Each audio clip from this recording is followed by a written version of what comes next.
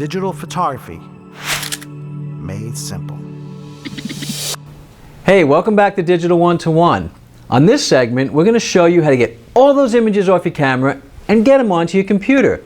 We're going to show you how to use the proper cable and a card reading device. I want you to remember one really good important rule. Today, our camera is an extension of our computer. We need our computers to do some of the programs and some of the things we want to do in sharing our images. Why do we want to download? Well, what if we want to archive our images? We want to put them on CDs and DVDs and be able to bring them back into our life somewhere down the line or share them with friends. What if you want to email a shot to a friend of ours, or even resize or crop images, or even to upload a bunch of our best images to an online print service? These are all wonderful reasons why we need to get all those images off our camera. So let's get started. First, let's look at the tools we need.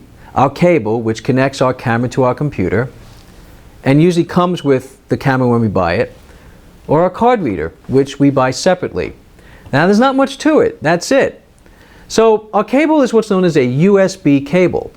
Now, you'll know on this cable we'll have a small plug end and a large plug end. It's the small one that goes into our camera, and the large one on this cable goes into our computer. Now, I'm going to show you some detailed images of what exactly these look like. Our first image shows our cable ends, large for the computer and small for the camera. And notice the symbol. This is the universal symbol for USB. Next is our outlet on the camera. Not all plugs are equal. The smaller sides work accordingly to different manufacturers, but the larger end will always be the same for all. Lastly, our card reader and its various slots for all the different media cards that are available today. Okay, this works for both Mac and PCs. So once you're connected to your computer, turn your camera on, and now you're ready to download. And you can download to your program of choice.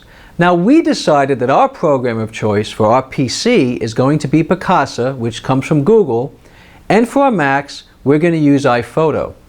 But first, let me move on to the card reader device and show you how that works. This is our card reader. Now, there are many different makes and models of card readers, but they all pretty much work the same way. And this particular one has this plug already attached, so the universal larger end is pretty much the same for all of them, which goes into the computer. Now, what we use the card reader for is to take the media cards out of the cameras and we put them into the proper slots. Now, the larger one would be for a CF card, which comes from a more professional camera line, and the smaller ones for the SD cards, more from our amateur cameras. You know, the reason we want to use our card reader is because we don't want the risk of losing images by downloading them from our cameras. What if our batteries went out in the process? And we have tons of images from our vacation that we're counting on getting into our computer. If the camera gets turned off, we may run the risk of losing a few images in the process that we might not be able to recover. So we use a card reader because it's powered from the computer. It's a more safer and more secure method to get our images off our camera. So get those images onto your computer and see us again here on D1to1.